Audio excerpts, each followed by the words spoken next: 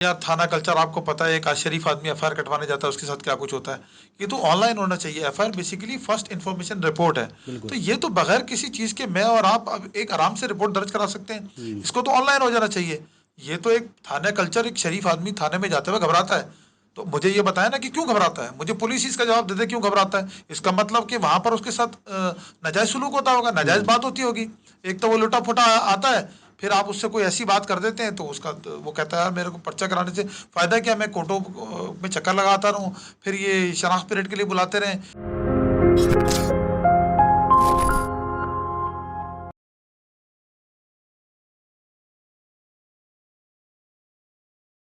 अस्सलाम वालेकुम, this is Abu Huraira and welcome to my podcast thought on tape. Karachi Karachi Pakistan का एक सबसे बड़ा शहर है और उसके मसाइल भी सबसे बड़े हैं। इस वक्त कराची के अंदर जो क्राइम का जो रेशो है वो सबसे ज़्यादा हाई है। उसकी वजह क्या है? जिससे पूछते हैं सब कहते हैं कि यही चल रहा है सिस्टम। इदारे फेल होते जा रहे हैं, पुलिस के कंट्रोल में कोई नहीं आ रहा है। इसी सिलसिले में आज बात करने के लिए हमारे साथ मौजूद हैं फैज़ान रावत साहब। अस्सलाम वालेकुम। वालेकुम सलाम, कैसे हैं? ठीक है। अल्हम्दुलिल्लाह। मोबाइल सलामत है आपका? अभी तक तो अल्हम्दुलिल्लाह सलामत है, लेकिन इस शहर में कोई भी ऐसा शख्स नहीं है जो कभी लुटा ना हो, मोबाइल चोरी ना हो, स्नैच ना हो। ये तो सब आपको पता ही है। एक बात आपने कही कि इदारे फेल हो गए, इदारे कभी फेल नहीं होते।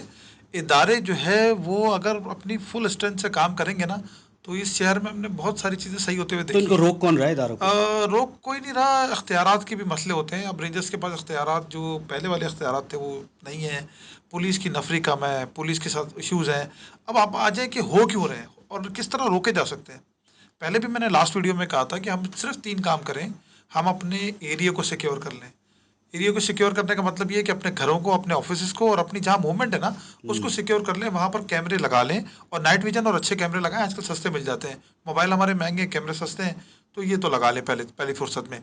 आपने देखा होगा कि मैंने पहले भी ये बात दोबारा रिपीट कर रहा हूँ कि लोग अल्लाह पाक से नहीं डर रहे हैं और कैमरे की आँख से डर रहे हैं। जो चोर आ रहा है वो भी टोपी लगा के, हेलमेट लगा कर आ रहा है, इसका मतलब उसको पता है कि अगर मेरी तस्वीर आ गई तो मुझे पकड़ लिया जाएगा। फैमिली भी देख तो लेगी उसकी। सब सब लोग देख लेंगे। तो इस पहले तो कैमरे को आम कर लें। सेकंड थिंग इज़ दैट कि जो लोग शऊर रखते हैं, जो लोग टैक्स पेयर हैं, 25 ईयर्स से ऊपर हैं, पुलिस और इदारे उनको ऑडिट करके उनको लाइसेंस इश्यू करें। अमेरिका में तो कोई लाइसेंस की कैद ही नहीं है। हुँ। 18 साल से ऊपर लोगों को लाइसेंस इश्यू होते हैं, इनको भी लाइसेंस इश्यू करें। जब उसको पता होगा, तो कमज़ोर लोग होते हैं जो छीना-झपटी करने आते हैं।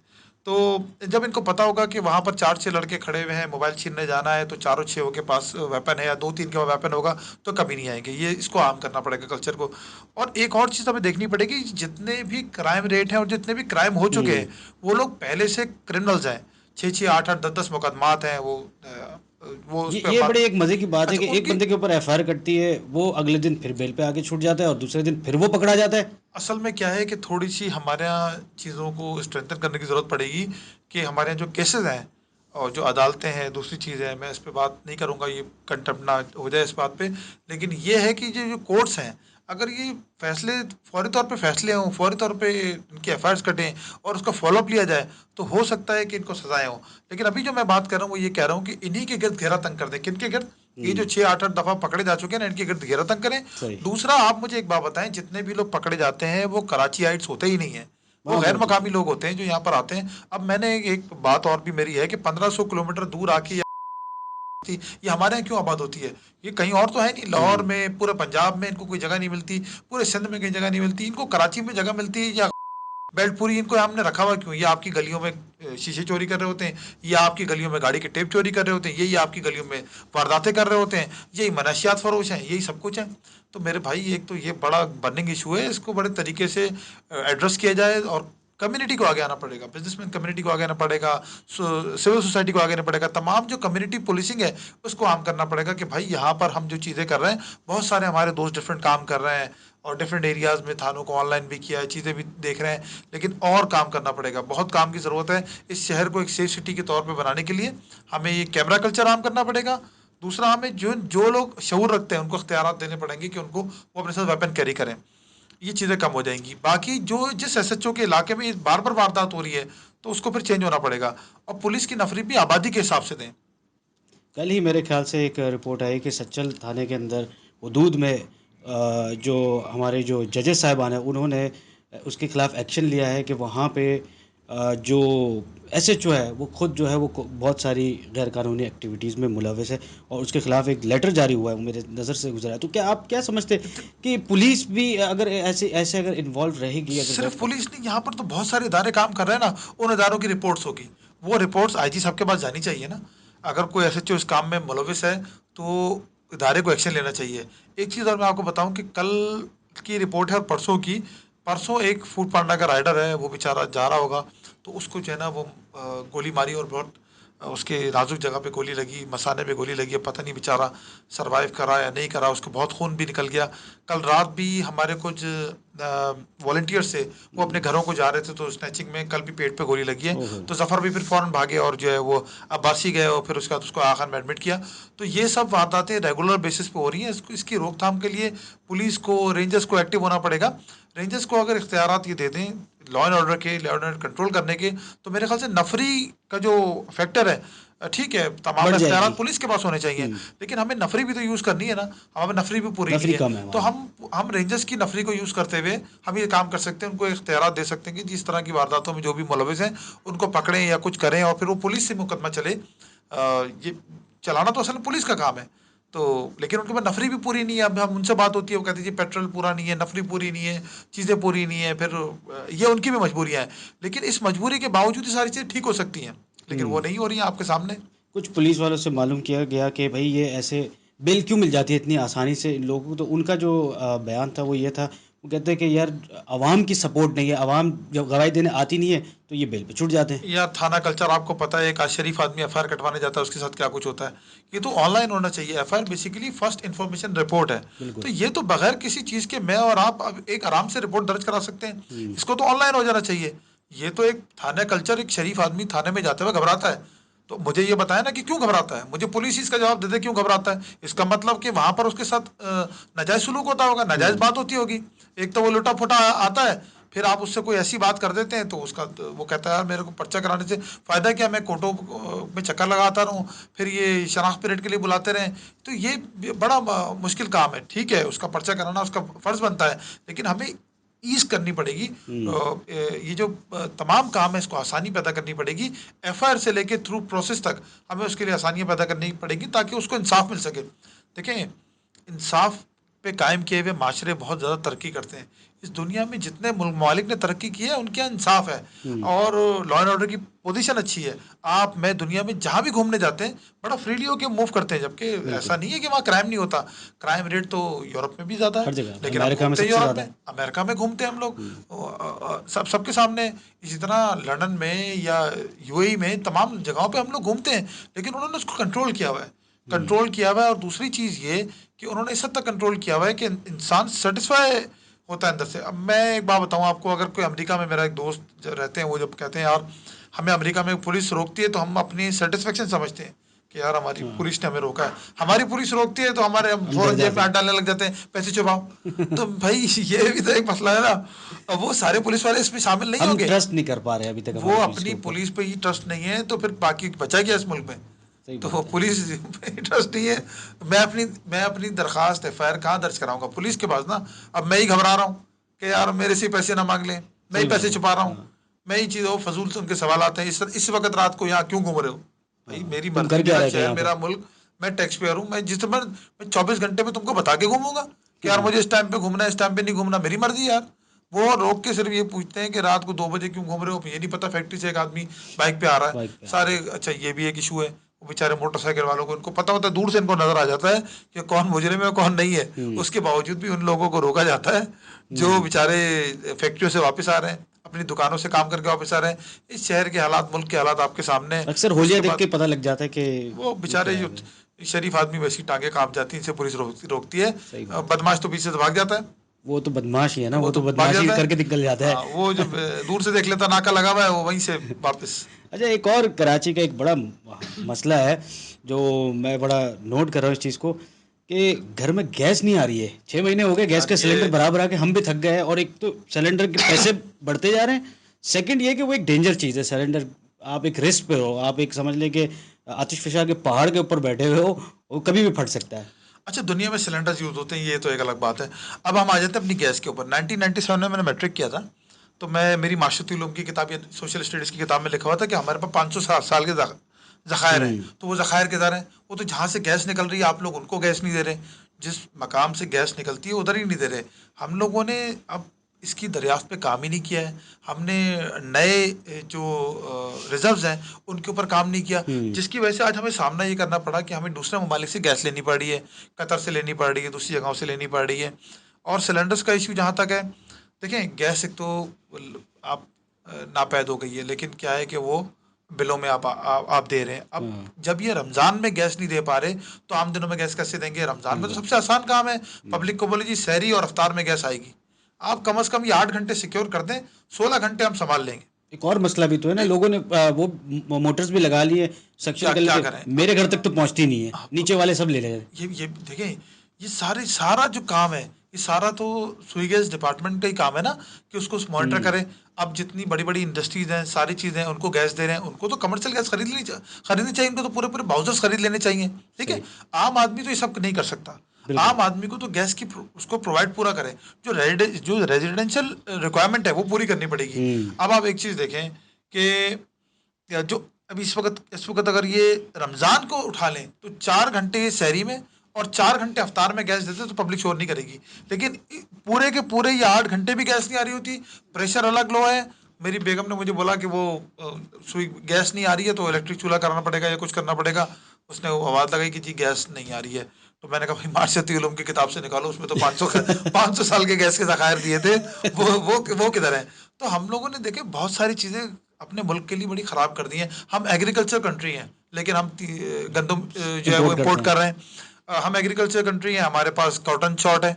हम अब देखें, पल्सेस इंपोर्ट अंडमान करते ने हैं, लिख सब के कुछ दिया है करते इनको कि हम 1 लाख लोगों को निकाल देंगे, हमारे परेशानियां हैं। इन्होंने सागदार के पास खड़े हो गए ये लोग, इन्होंने कहा जी हम फैसलाबाद हमारा जो है वो कब्रिस्तान बन चुका है, बाकी जो इंडस्ट्रियल स्टेटें कब्रिस्तान बन चुकी हैं, खुदा के लिए हमारी चीज़ें खोलें। अभी तो मैंने परसों एक रिपोर्ट पढ़ी थी कि जो हज की कुरानदाजी होनी थी due to shortage of dollar, वो हज की कुरानदाजी तक रोक दी। आपने कभी इस तरह के माहौल और इस तरह के हालात सुने थे इस मुल्क के अंदर?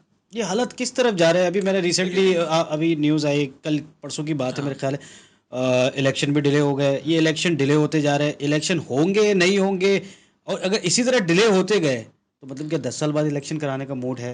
क्या करेंगे? नई हुकूमत आएगी तभी काम होगा ना, हर आदमी कह रहा है कि मैं ठीक हूँ, कोई हार मानने को तैयार नहीं है। मिल के नहीं बैठ उसूलन सकते एक पेज पे। उसूलन तो देखें, खान साहब की जब गवर्नमेंट गई थी ये, हम्म अगर उसी वक्त ये अपोजिशन इलेक्शन करा देती तो खान साहब का तो किस्सा हो गया था खत्म। खत्म। ये तो आप समझें कि उसके साथ ब्लेसिंग विद डिस्गाइज हुआ कि वो हटा और इन्होंने हुकूमत ले ली। सही। इसमें जो है वो नून लीग पेश थी, उन्होंने हुकूमत ले ली, साथ में दूसरी जमातों को भी साथ आना पड़ा। और जब हुकूमत ले ली तो वो जो महंगाई, एक पूरी दुनिया में एक महंगाई का एक मामला चल रहा था, पाकिस्तान में भी उसका असर था, उसका बेनिफिट चला गया इनको। अब जब इनको बेनिफिट चला गया तो भाई तुम्हारे पास जो 1.5 साल रहते हैं वो टाइम पे, इलेक्शन तो टाइम पे होंगे ना, फिर आप ब्लैकमेलिंग करिए।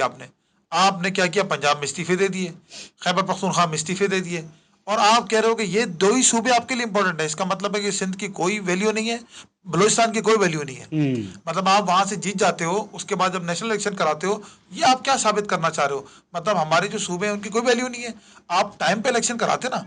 सही। अब कोई इदारा भी जो है इससे जो है वो पीछे हटने को तैयार नहीं है।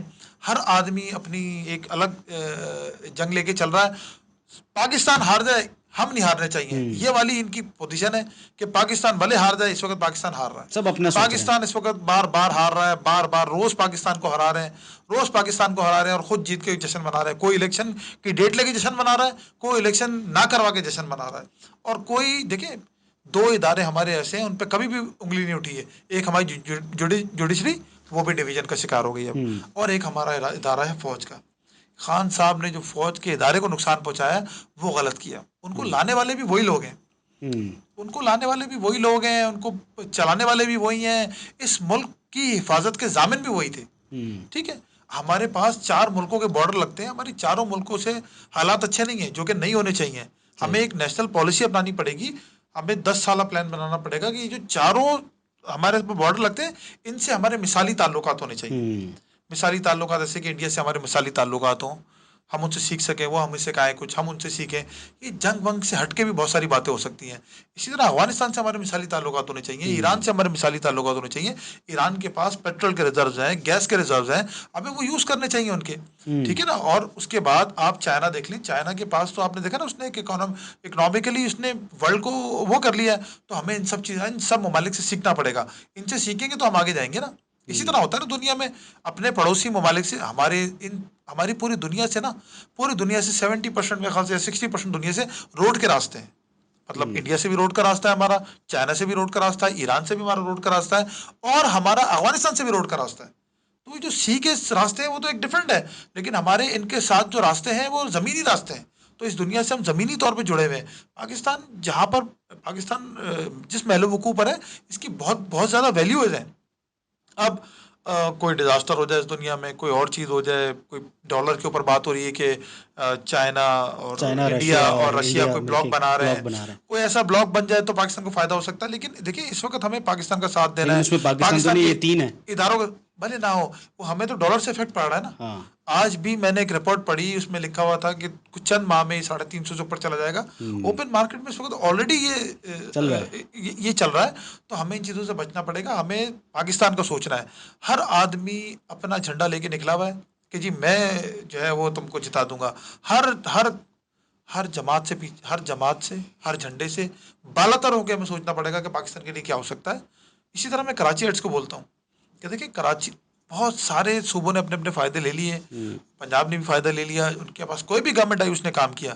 अब कराची में मैं ये बोलता हूँ कि कोई भी जीते, उसको चाहिए कि वो वफाक के साथ और सिंध के साथ, जो सिंध में जिसकी गवर्नमेंट है उसके साथ शामिल हो जाए, वफाक में जिसका गवर्नमेंट है उसके साथ शामिल हो जाए, ताकि अपने शहर में काम ले सके। काम ले अब सके। ना हमारे लोगों के पास नौकरियां हैं, ना हमारे लोगों के पास सड़कें हैं, ना हमारे लोगों के पास साफ पानी है, ना हमारे पास निकासी का कोई निज़ाम है, ना हमारे पास जो है कोई मास ट्रांजिट है, ना कोई हमारे पास अच्छे कॉलेजेस रह गए हैं, ना हमारे पास हेल्थ की सहूलियात मौजूद हैं। प्राइवेटली हेल्थ की सहूलियात अच्छी हैं, लेकिन अगर गवर्नमेंट लेवल पे देखे जाए तो वहाँ पर सहूलियात नहीं है। और एनएससीवीटी हमको के अलावा कोई वो, और इदारा ही नहीं मतलब है। वो हमें सब चीज़ देखनी पड़ेंगी ना।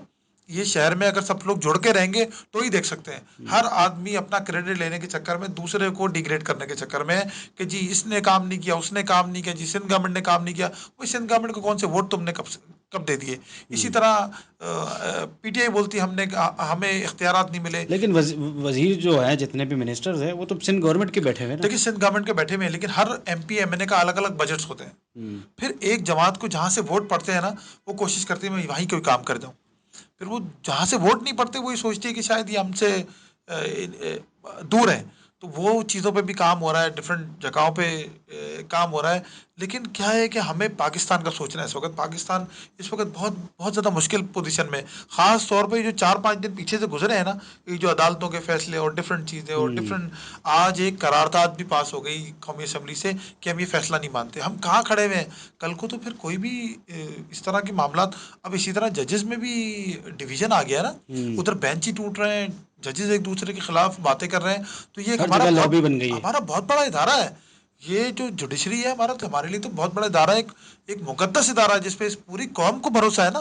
अब उस कौम के भरोसों को भी दो हिस्सों में डिवाइड कर दिया गया, तो फिर कैसे काम चलेगा। इसी तरह हमारा फौज का इदारा है, इसको नुकसान पहुंचाने में खान साहब तो पेश पेश रहे ना। उन्होंने पूरी कौम को, नौजवानों को, उनके जो रगों में कैंसर अस्पताल चलाते चलाते उन्होंने ये वाला कैंसर का बीज बो दिया है हमारी कौम के रगों में, कि वो इदारों को जो है वो गालियाँ दें। देखिए, इदारे जो है, गलतियाँ हर जगह होती हैं, इदारे जो है वो हमारी शान है। इदारे इस मुल्क की बका की जमानत है। हमारे इदारे तो आपको पता है ना, उनको तो हमें साथ लेके चलना पड़ेगा। हमारे तो दुश्मनी बहुत है। सही हम बात। हम आप कहते हैं जी इसराइल से हमारी दुश्मनी है, अमेरिका हमें पसंद नहीं करता है, चाइना हमें इस्तेमाल करना चाह रहा है, रशिया से हमारे अपने कॉन्फ्लिक्ट्स रहे हैं, अफगानिस्तान से अलग कॉन्फ्लिक्ट रहे हैं, इंडिया से अलग कॉन्फ्लिक्ट्स रहे क्योंकि हैं। हमारी कोई तो ये, आइडेंटिफिकेशन नहीं तो है ना। हमें एक रोड मैप तय करना पड़ेगा आज, और हमें सबसे जो है वो बात करनी पड़ेगी। हम एक ओपन फोरम करें, ओपन फोरम में तमाम सियासतदान, तमाम बिजनेसमैन बैठें और ये फैसला कर लें कि हमें अब किसी से लड़ाई नहीं लड़नी है, और हमें किसी की लड़ाई भी नहीं लड़नी है। सही। तो हम आगे जा सकते हैं। अब हम लोग इतने सारे लोग हैं, 24 करोड़ लोग हैं, आज बातें हो रही हैं कि हम श्रीलंका बन जाएंगे, आज बात हो रही है कि हम फलाने मुल्क बन जाएंगे। यार क्यों बन जाएंगे? इथोपिया, वो स्टार्टअप में एक पोस्ट लगी कि जी इथोपिया से नीचे की हमारी करेंसी हो गई है। तो ये चीज़ें सुन के अफसोस होता है, हमारे अफसोस पैसे इधर ही होता है। लगे हुए हैं, हमारा स्टेक इधर ही है, हम्म। हमारा जीना मरना पाकिस्तान के साथ है, हमारा आपका, हमारे सही दोस्तों बात का, है। हमारे कारोबारी लोगों का, कराची वालों का जीना मरना पाकिस्तान के साथ है। लेकिन अगर इस तरह की बातें होंगी तो फिर हम कहाँ जाके खड़े होंगे? हम्म। हम, मेरा कराची वालों के लिए मैसेज है, मेरा पूरे पाकिस्तान के लिए मैसेज है हम्म। कि फिलहाल जमातों से बालातर होके पाकिस्तान की सालमियत के लिए, पाकिस्तान की बका के लिए, ये मुल्क बड़ी मेहनत से मिला है। इसके पीछे 100 साल जद्दोजहद है, 1957 टिल 1947 तक की जद्दोजहद है, 90 साल की जद्दोजहद है। और उसके बाद इस मुल्क को बने हुए 70 साल हो गए हैं। बालातर होके तमाम पार्टियों से इस वक्त पाकिस्तान की बका की खातिर हम सबको एक होना पड़ेगा, चाहे कोई पीपल्स पार्टी से हो, चाहे कोई पीटीआई से हो, चाहे कोई नून लीग से हो, चाहे कोई जमात इस्लामी से हो, चाहे कोई एमकेएम से हो। ये तमाम लोग हमारे पाकिस्तानी हैं। इन पाकिस्तानियों को एक टेबल पे बैठ के किसी को थोड़ा सा गैप दें। खान साहब भी पीछे हटें, खान साहब पीछे नहीं हट रहे कि जी इलेक्शन, अगर वो आज इलेक्शन उनके हिसाब से आज इलेक्शन डिक्लेयर होते हैं तो हम तो आ गए अप्रैल अप्रैल के अंदर ना, अप्रैल में आ गए। बिल्कुल। तो 3 महीने बाद इलेक्शन बनते हैं, ये मई जून जुलाई, जुलाई। तो ऑलरेडी ये जुलाई में तो गवर्नमेंट जाएगी, तो अगस्त सितंबर अक्टूबर में अगर इलेक्शन हो जाए तो क्या फर्क पड़ता है? कोई और फर्क इसी नहीं तरह पड़ता। हमारी दूसरी गवर्नमेंट के लिए भी भाई 3 महीने बाद तो आपने इलेक्शन कराने ही ना, हम्म। तो थोड़ा सा आप लोग आपस में बैठ जाए। खान साहब ब्लेम गेम कर रहे हैं, खान साहब तो तमाम सूरत का फायदा उठाने के चक्कर में हैं। खान साहब इस वक्त ये चाह रहे हैं कि जो एक महंगाई का एक क्राइसिस आया है वो सारा इनके ऊपर ब्लेम गेम डाल दें। खान साहब आपने आगे आके हुकूमत करनी है, महंगाई कम नहीं होने वाली। तो ये भी तो आपको यही करते रहे ना जब नहीं, खान साहब बैठे थे। ये ब्लेम गेम कर रहे हैं ना खान साहब, देखें खान साहब इस वक्त ब्लेम गेम कर रहे हैं। उस वक्त तो उन्होंने जो बात की ना, उन्होंने तो ये बात की थी जब उन्होंने लॉन्ग मार्च किया, दूसरी चीज़ें की कि जी हम इनको हटा देंगे और कर देंगे। इन्होंने बहुत मजाक उड़ाया कि जी कैसे हटा देंगे, कैसे कर देंगे, कैसे अलग हो जाएगा। फिर उन्होंने रिजीम चेंज का इल्ज़ाम लगाया, फलाना इल्ज़ाम लगाया। फिर उन्होंने कहा जी हमारे लोग जो एमएनएस काटे हैं उनसे ये गवर्नमेंट बनाएंगे। ना उनके एमएनएस लिए गए, हम्म। ना उनके एमएनएस को, भाई वो उनके एमएनएस फॉरवर्ड ब्लॉक बनाया उनका मसला है, लेकिन यूज नहीं किए गए। हम्म। ये तो इन्होंने बगैर उनके एमएनएस के ये सारा वो बनाया ना। इसमें एमकेएम भी शामिल हो गई, तमाम जमातें शामिल हो गई, 11 जमातें शामिल हो गई। बकौल इन 11 जमातों के भाई हमने पाकिस्तान की बका के लिए जो है इनको हटाया वहां से। हो सही सकता बात। है कि उनके प्लानिंग ऐसी हो कि जो इनको समझ में ना आ रही हो। सही बात है फैजान भाई। आई होप कि मैं दुआ करूंगा कि सारे सियासतदान एक पेज पे आ जाएं और इस मुल्क के लिए काम करें जिस तरह, ताकि तब पाकिस्तान जो है इस बुरे हालात से निकले। थैंक यू फैजान भाई फॉर ज्वाइनिंग आवर शो। देखते रहिए टीओटी।